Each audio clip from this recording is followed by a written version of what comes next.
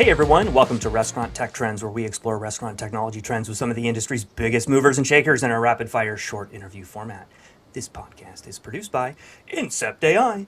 Incept AI takes restaurant orders over the phone and in noisy drive-thrus with friendliness and precision. Learn more at incept.ai. My guest today is Margo Hughes, Executive Director of Business Services at Bluemont Group, a Dunkin franchisee with roughly 100 locations across 7 states. Margo started in agency work on Burger King before she moved into the Dunkin family, and she's become one of the more visible voices in restaurant AI thanks to Doughcast. We're going to learn all about Doughcast today. The donut forecasting system Bluemont co-developed with PreciTaste that has cut donut waste by up to 30%.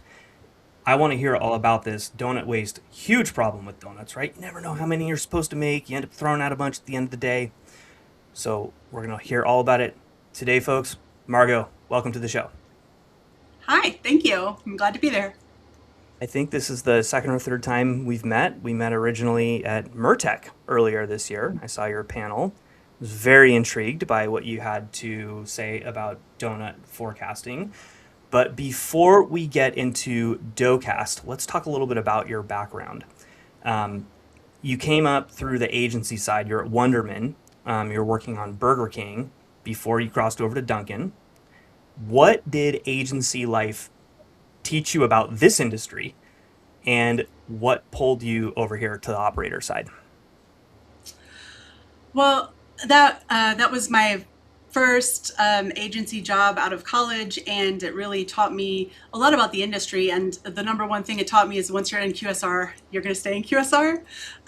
It's a very small pond, and you come across people that you worked with at different brands, and Yep. it's like, oh, people that were at Burger King are now at Dunkin' or Wendy's or Paris Baguette or lots of other great places. So and I learned a lot about sales and where the sales come from, how you track, how you um, grow in a targeted way. So you set your goal for a product and you launch it. It has to do a number of dollars per week, average weekly sales, and then that's how you get your annual percentage number. So I learned all of that baseline stuff at the agency. But one of the things that I think I've progressively gotten closer to the operation over the years is as the agency, you influence the franchisor, in a field like Burger King, where there is a franchisor and then a franchisee.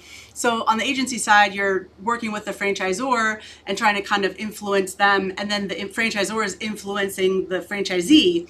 And now that I'm at the franchisee end of the spectrum, I'm much closer to the results, right? Like things that happen actually impact our bottom line. It's not just directional. It's not just like our national numbers are up. That's great. It is, actual stores, actual P&Ls, actual, success or failure. In some cases, those things really come down to execution, and in some cases what's happening nationally doesn't really work for a local area. So those things really I think have developed over my career to get me closer to the results. I love that. I love that response. And you said two things that really stuck out for me. First of all, totally agree. This is a small pond, this industry, right? Your reputation follows you around very careful, very closely. So always need to make sure that we're remaining friendly with everyone that's out there because you never know where you're going to be next. And then the second thing you said that was really fascinating to me was about how you're influencing the franchisor and then franchisors influence the franchisees. But I think you would probably agree it works the other way around too, right? The franchisees are also trying to influence the franchisors by making them pay a little bit closer attention to profitability. Absolutely. And you need that two-way conversation Yeah, because things that make a lot of sense on paper, don't necessarily work well in the operation. And the same thing is true for Bluemont Group. I know this is one of your questions, but as we've gotten bigger, it's much harder to influence a very large group of people because you're looking at the averages of how things are working and how right. it's going for everybody. And you really need to hear from the individuals to say, that's not working for me, or that is really great for me, or we need to adjust this for me, because a lot of times, that'll be a chunk of your portfolio. That'll be 25% who it's not working for. And if you don't hear from them, you're looking at the average and you're going, good job. We crushed it. Yeah. It's funny. The last person I had here on this podcast, or I guess a couple episodes ago, was a gentleman named Richard Dennis. He leads operations at Insomnia Cookies, and we spent a lot of time talking about brand standards and enforcing brand standards, and how you have those conversations with different stores and different franchisees that might not necessarily be following those standards. And I wasn't even planning on asking you this, but since we're talking about it anyway, how do you have those discussions when you've got a store that might be in an area where maybe there's a promotion that's going on that doesn't really work well for that area, or there's some sort of op standard or brand standard that's been put in place that might not work well for that store? How do you decide like how much of a leash to give them versus saying you have to comply? Um, I think that we are fortunate at Bluemont Group that our managing partner, Dave Baumgartner, he's very involved in the leadership committees on the franchisor side. So he has some influence and visibility there and can really bring the message from the store level back to Dunkin corporate. But the flip side of being a good partner is also being a good partner. So, we try to protect the brand just as much as Yep. corporate does. We try to play within the rules and the lines, and I think we do get from the franchisor a lot of tools and things that we can do to help ourselves. So if what's happening nationally doesn't necessarily resonate, we do also have ways that we can boost our own visibility, that we have local store marketing budgets that the brand provides, and we have an agency that the brand provides to help us with local store marketing issues. So there is an avenue to do that within the lines without upsetting the franchisor and risking your whole business. I mean, Totally. you have an agreement with somebody that is to play within their sandbox, and you have all the benefits of being a franchisee to play in that sandbox, but there are some rules that you must follow, and there's ways to do that. There's ways to stay in the sandbox and drive your own business. Well, we're going to talk a little bit more about that later. We are going to talk about that. But before we get there, I'd like to learn just a little bit more about your role today. So you have this executive director of business services role. How did that role get scoped? What does that role actually do inside of Bluemont? So again, I'm somewhat fortunate that I've made a mark at this organization to the point where jobs have been created for me as I've grown in my capabilities and in my leadership to just pick up more responsibility and more influence across the organization. So specifically, the executive director of business services means that I lead all of the supporting services that are associated with operations but are not actually operations. And I work very closely with the operations leaders and the executive team. I'm part of the executive team, so we all work together to, bring the same message forward to the rest of the organization, and we all have, little fields that message shoots out to. So I've the different iterations. My boss says titles are free, so different iterations of this have been, strategy and implementation and ops services, and it's just kind of been how do we make this title grow without, breaking the ecosystem of our organization, because of course I have peers and, we have a level of leadership that I'm part of. But one of the things that I'm told most often is that I'm air traffic control or the cat wrangler. Cat I Wrangler. heard cat. I like that. Let's get our LinkedIn updated. Um, all right. Well, let's flip gears. Let's talk a little bit about Docast. Where did you get the idea for this thing? How did you think of it? When did it start? What was the inspiration? Take us back to that moment where you realized that there was a problem, and how did you connect that to what you're doing right now? Sure. So as a problem, it developed over time in the same way that our organization grew over time. So a problem that is $100 at one store a day across 100 stores is a much bigger problem than at one store or even 10 stores or even 50 stores. Yep. And also, we have a board that we discuss our results with on a monthly and quarterly basis. And, their feedback was often, how do you get your COGS in line? We were going through this inflationary period. I'm sure everybody on your audience has felt the pinch of the increasing costs, and just really trying to figure out how we bring those costs down in this environment without passing all of it on to the guest. Right. Because there's a breaking point. There's a point where the guest says, I'm not willing to pay that much for this product and this experience. Right. So that was one piece of the equation. And then another piece of the equation is, again, when you're looking at a total across a 100-store organization, you get to numbers that are just really big. And so we had gotten to an over $3 million waste number in donuts. And, tried to address that through operations multiple different ways. But in an operation, you're always only as good as your frontline person, right? The person that everything trickles down to, all of the information and all of the advising and all of the working. You have a frontline executor that if that's not working at their level, then it's not going to work. Totally. And at the same time, I had very, very by chance, not doing any research, read this article that was it was so engaging, because just the brief synopsis is that there was a guy who wanted to identify pastries in Japanese bakeries, because they have like 200 different varieties. Any given moment, they can have a different swirl or a different line or a different topping or a different whatever. And it was really difficult to train the team members to give good customer service while also trying to identify what they were selling, which then made it difficult to forecast what to bake because they didn't know what was selling. I see. So the reason this was news, the reason there was an article for me to read, is that the AI that they came up with, the visual of the pastries looked a lot like cancer cells under a microscope. And so now that same AI is being used to identify cancer cells. Interesting. Which, I think that's what made it interesting enough to be, clickbait on my news feed.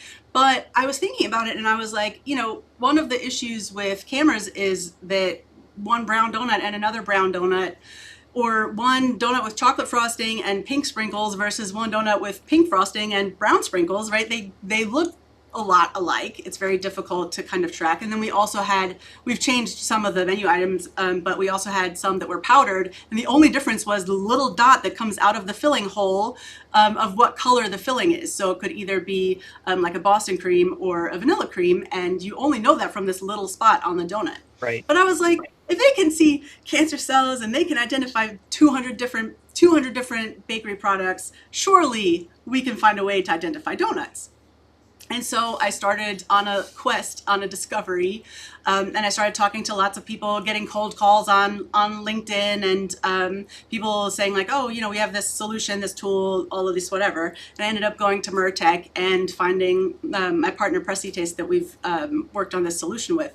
And they had, of all of the people I talked to, and you're in the AI space, so I think this probably, you hear this a lot, but everybody will tell you you can create a solution for any problem, right? Like any AI can learn to do anything, but the degrees of difficulty of training the AI to do that thing is a lot. So I thought that if we got to something that was closer, similar, more closest than versus just somebody saying, well, conceptually, of course we can create that, it would be an easier transition.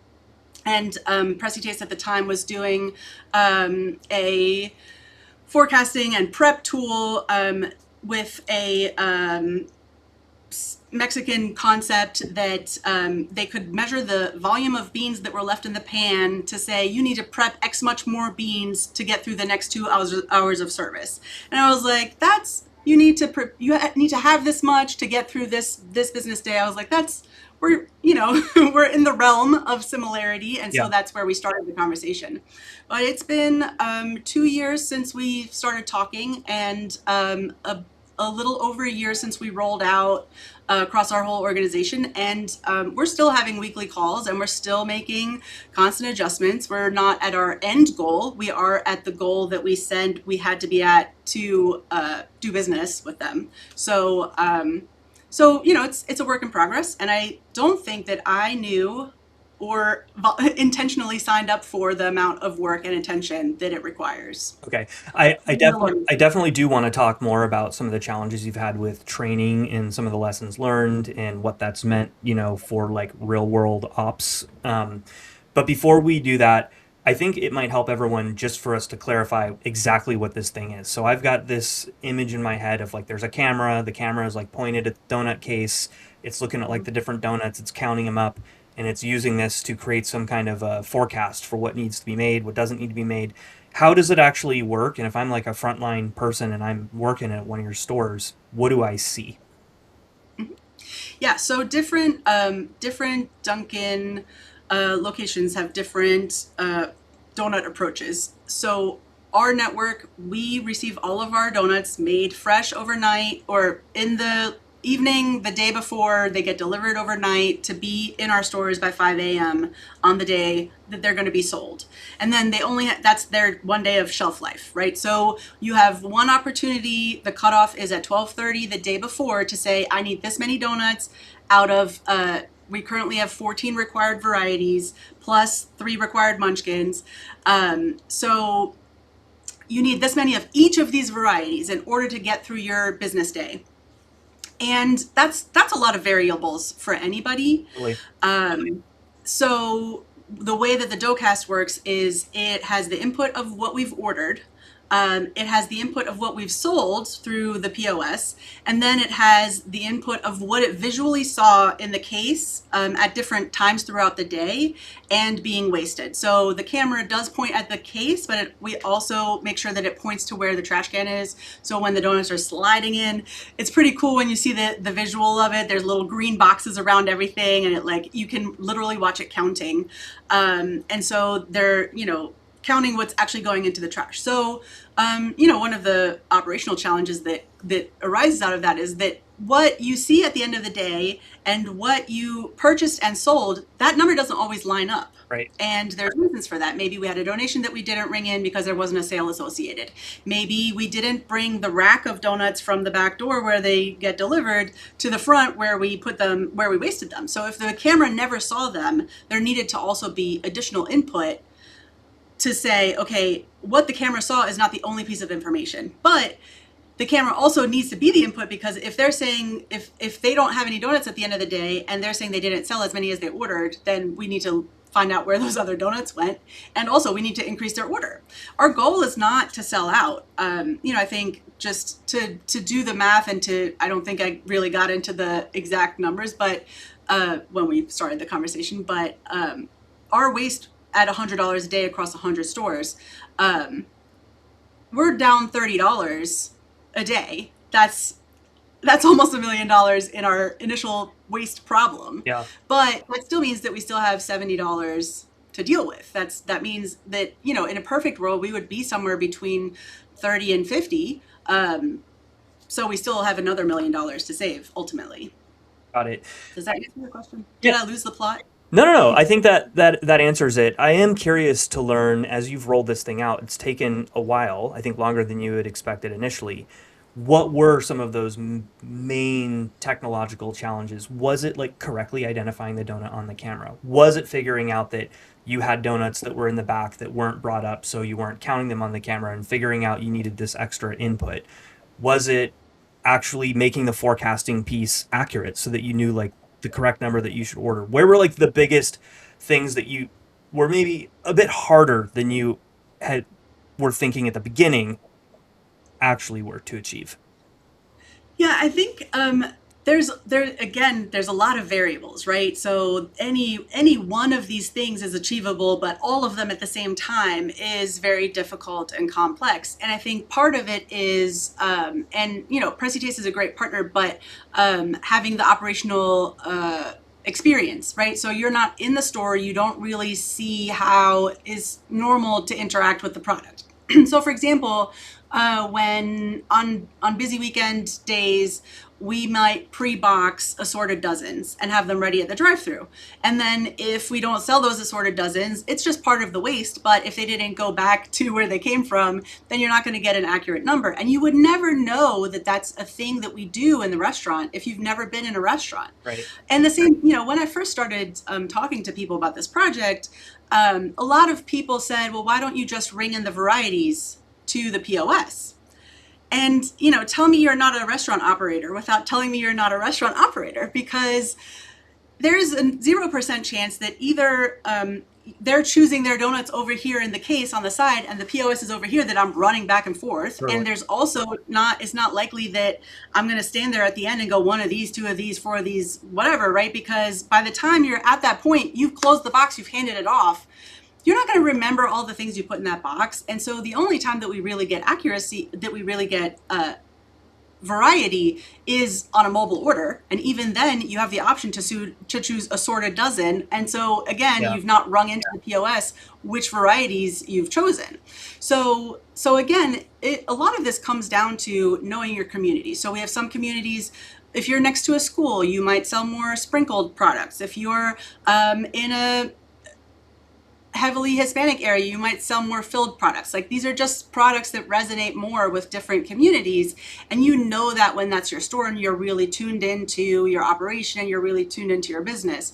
But that's, again, a lot of variables, a lot of information. And they also have to do truck orders from the distribution center. And they also have to do schedules. And, it's just one more piece of big information that needs to be consolidated. And so having machine learning kind of participate in that process was really necessary. But we're still, to this day, finding out today. I had somebody call that's running low on donuts really early in the day, and I realized that it's a local election day, right? Schools are closed today here where we are because there's, I guess they're primaries, but these things all make a difference. When there's a sports game in Knoxville, people come from Nashville and Chattanooga, the highway stores have higher volume in donuts, right? Yeah. All of these things play a role, and so all that information has to be applied somehow.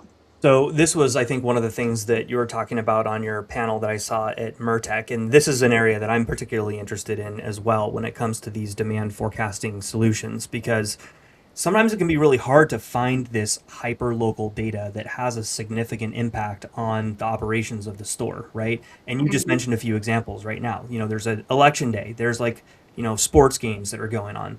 Are you feeding this model that you're using right now with that hyper local data now?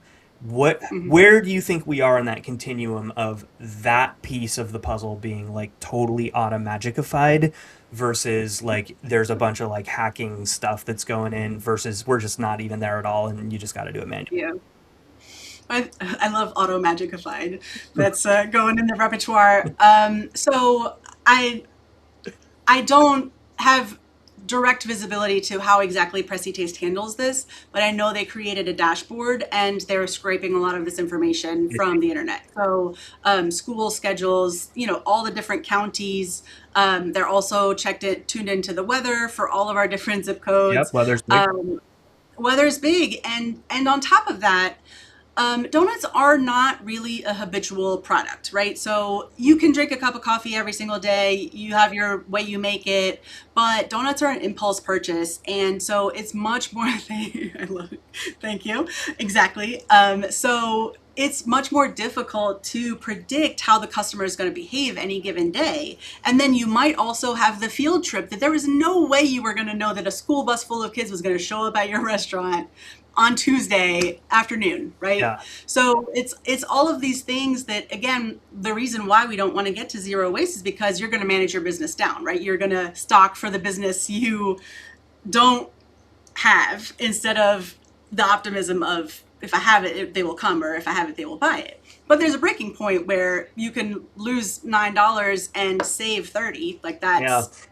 That's an equation that works. All right. Well, this is kind of pulling me to another thing that I'd be very interested to hear your take on, the franchisee franchisor dynamics at Dunkin in particular, because I believe you're buying your donuts from Dunkin, right? So No, so we actually own our they're called CMLs in the Dunkin world, which is a central manufacturing location. We call ours a bakery because they're big products. But so we buy the distribution center at Dunkin is co-owned. It's a co-op between all the franchisees. Everybody buys in, and then we have the collective buying power at our DCP. And then everybody pays the fee for each item, and then any funds that are excess get distributed back to the franchisees.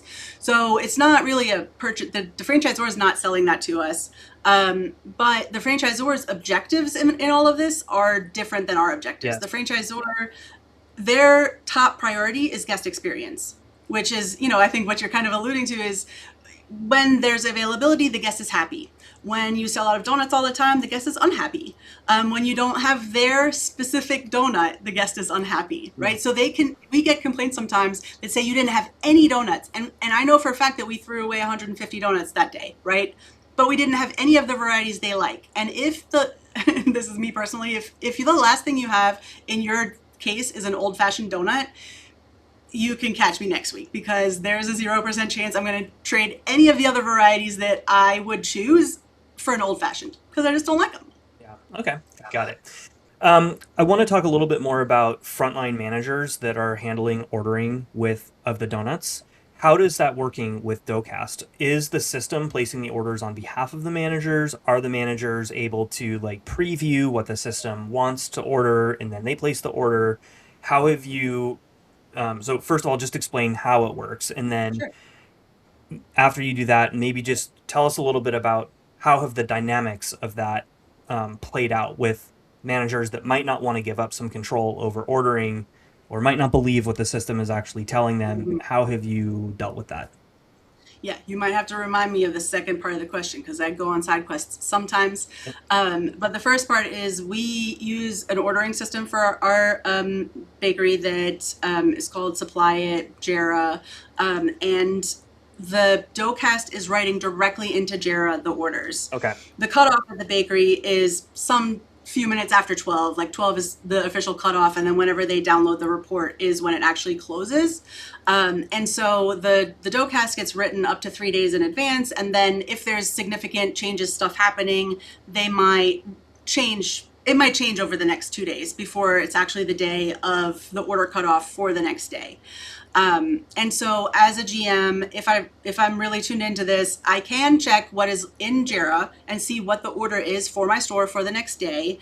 And then because of too many inputs and too many variables, right now, if you want to change that, you have to reach out to PreciTaste and say, hey, you've got this order in my system and that's not going to work for me. I need more of this, less of this. And so for a while we had a lot of like, I need 2 of these, 3 of these, where they're basically just placing their own order again without explaining why.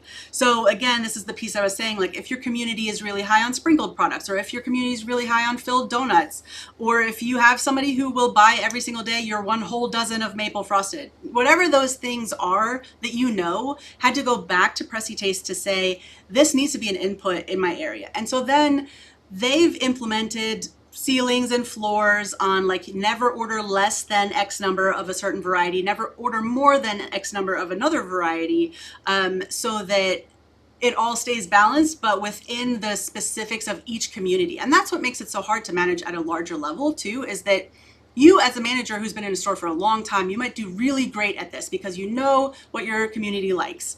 And you as a new manager who just got hired, who's new to this, doesn't have any idea, you're just blanket buckshot against the wall, whatever sticks. And so we saw that our seasoned, really great managers struggled with letting go of control of that, because they're ultimately the one who has to tell the guest, I'm so sorry, I do not have that donut anymore. And so we have some varieties that if you sell out of one basket, but you sell one of the next basket of 12, because we have maximums, right? Like everything that comes out of the bakery comes in a basket. I can't order 3 donuts. I have to order 12 or 24 or 36.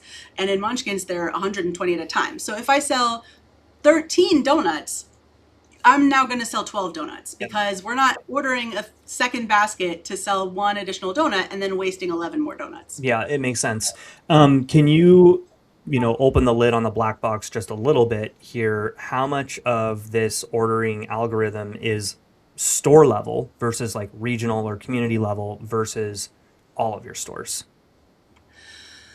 I can't tell you exactly which percentage because, and again, this is my learning too, like new information to me as well. But the way I understand it is that there's dials on every variable, and you dial up the importance or dial down the importance of different variables. So, give you a really good example.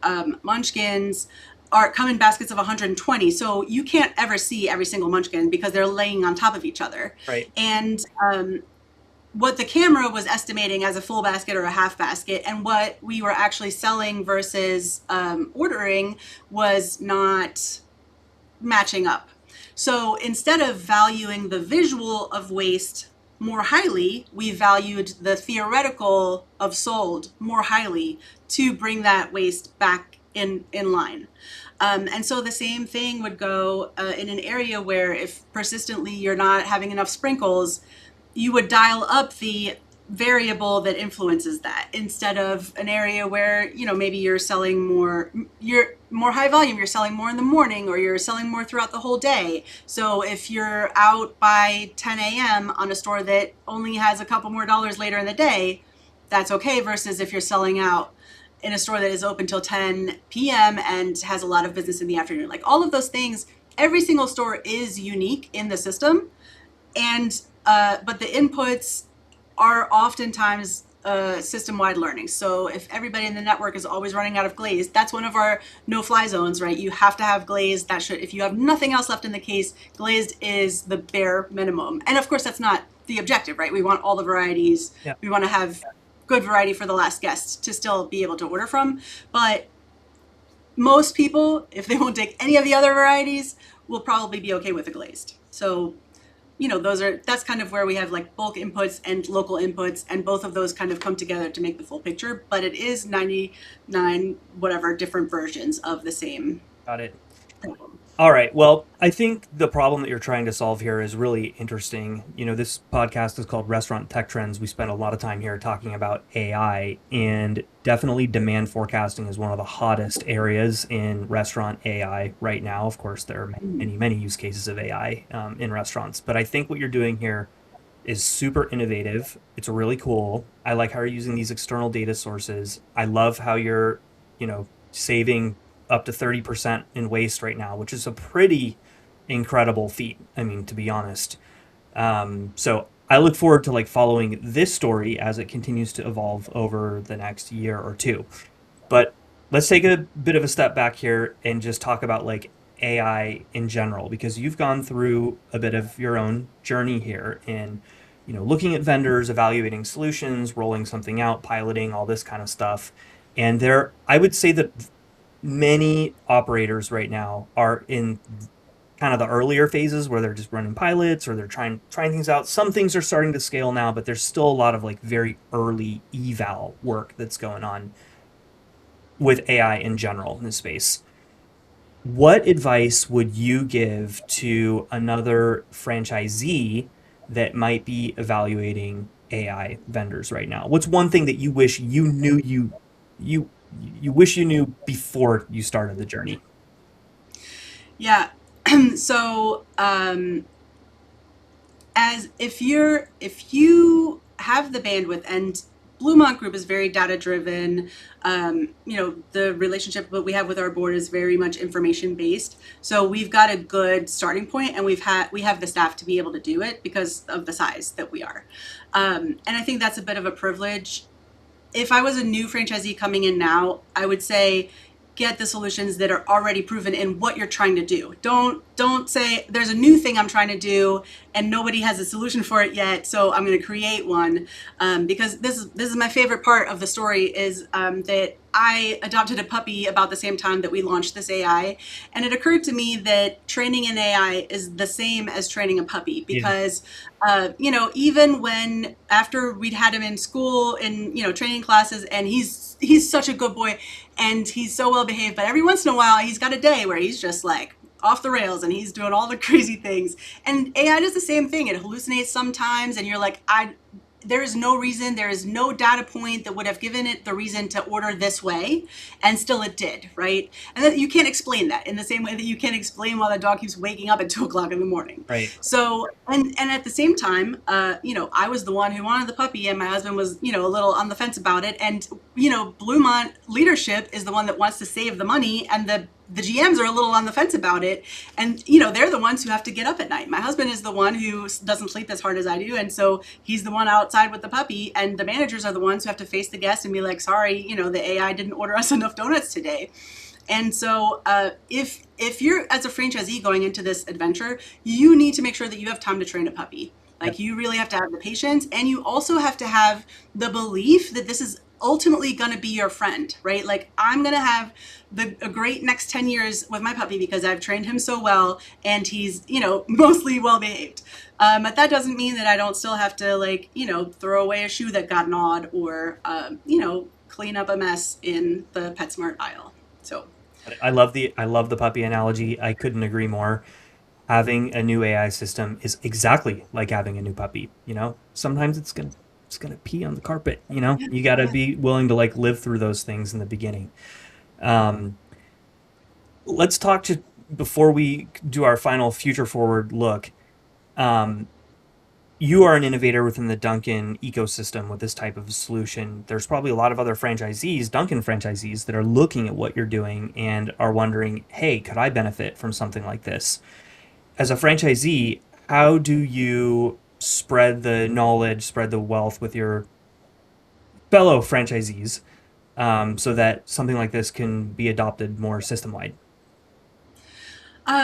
We definitely have recommended it to other franchisees. And, again, because we're kind of this part of the phase that we're in, if we have the same goals, right? So Bluemont, our goal is not necessarily to sell out. We want to have availability. If you as a franchisee, your goal is you get what you get, and when you're out, and that's how you run your business, that's fine, but this is not going to be the savings tool for you, right? The other thing is that, again, in our case, it is about waste management more so than labor management. But if you solely were using it to just place your orders and you didn't really feel that strongly about, waste one way or the other, it still is time saving. So if you're in an area where you're paying $20 an hour to have somebody sit there for an hour and place their donut order, you're probably going to pay back whatever you're using. The cost is going to cover itself. Right. In labor costs versus waste savings. So, just because you don't necessarily have the exact same objective doesn't mean it might not work for you. But, I think ultimately that's PreciTaste's work is, to talk to these other franchisees and see if their use case matches. But I do think that, we created this for ourselves. But yeah, as a franchisee, my problems are also your problems, right? Like, we're all running into the same issues. We're all, experiencing the same inflation. Totally. We're all, playing in the same ecosystem. So, and I think you see that with other franchisees featuring other projects and products that they're partnering with that they have found to be useful in their organizations. So again, this is kind of an area where Dunkin doesn't exactly prescribe how it has to be done. And if we find something that works for us, we're happy to tell everybody about it, because success for us is success for everybody, Yeah. I definitely would like to dive into that a lot deeper, but for time, I think we're just going to have to leave our last question around what problem you would most like to solve in restaurant operations next. What is the next thing you're looking out for right now? Yeah, so there's two things. There's one that I already have in progress, and I think I was on an RTN town hall the other day, and this topic came up of scam phone calls. Great group, by the way. Yeah, so we've been working with a phone vendor that has an AI agent that can disconnect the call when certain keywords come up. So if we've lost money, you would think that nobody would fall for these things, but they do every day. We've lost money from being told that you had to take the money out of the safe, put it in a Bitcoin ATM to bail out your manager because they're investigated, or you're going to also be investigated. It's all very scary, and people do it, and it's crazy to me that they fall for it. So we'd like to protect them from that. So that's one project that we're working on. And then the other thing that I think is a bigger black box, same as the donut forecasting that has much more variables is labor forecasting and scheduling. And Yep. I think even if you have the forecasting, even if you know how many hours you need in order to staff your shift appropriately to have the best outcomes, it is really difficult to look at Johnny's availability versus Susie's availability Yeah. versus the days off that have been requested, and all of those inputs. And somebody also then, take into consideration if you're haven't been trained on sandwiches. You cannot be the only person on a shift if you are not trained in sandwiches. So there's so many pieces that go into it that have to be taken into consideration that I think that would be the next big time saver, and also ability to not make emotional choices about like, but I want to give this person 8 hours, but if it doesn't align with the business. And this goes back to, what's good for the corporate Bluemont is not necessarily going to feel comfortable at the store level, and we have to balance that. But at the same time, we can't price ourselves out of the business. I love it. So that's what I think. Well, Margo, we're done with the regular portion of our podcast here today, but we're going to finish with our rapid fire section. So, for everyone watching or listening, I'm about to ask Margo a series of questions. She has no idea what these questions are. I've not shared them in advance. Margo, the rules of engagement are try to answer these questions with one word if you can. If you can't answer the question with one word, try to keep it to one sentence.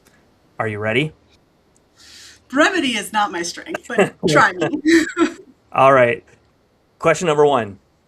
Glazed donut or chocolate frosted? Glazed. What's the most underrated donut on the menu? Sour cream. Coffee? No, see, 2 words. You don't believe it, but go try a sour We cream can, donut. we You're can, gonna take, we love can it. take the 2 word. It's all good. Coffee or donuts is the bigger profit driver? Coffee. All right. What is one thing that Dunkin does better than Starbucks? Everything, but especially coffee. Coffee. All right.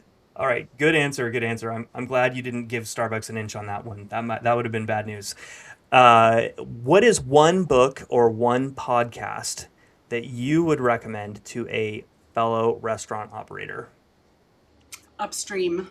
Upstream. I forget the author's name, but the short version is you got to solve your problems upstream where they're starting instead of just solving the outcome of the problem starter. All right. Real talk, facts on this next one. Okay. AI, is it more hype or more substance in restaurants right now? I think more hype.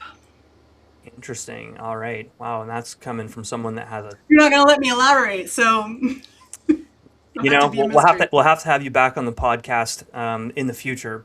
But for right now, Margo, I want to thank you for your time. Thank you to everyone that's listened to this podcast. Everyone, Margo Hughes, Executive Director of Business Services at Bluemont Group. Thanks, Margo. Thank you. Bye.